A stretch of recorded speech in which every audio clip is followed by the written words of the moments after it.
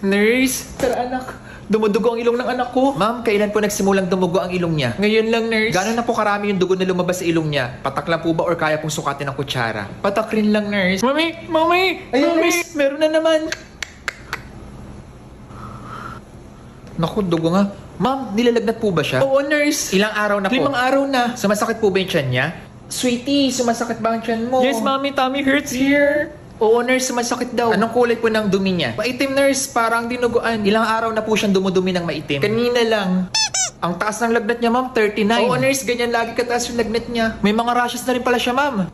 Nurse, 3 araw na rin yung rashes niya. Hello, Doc. May patient pa tayo. 5-year-old female complaining of fever for 5 days with epigastric pain po, Doc, and petechial rashes po on extremities.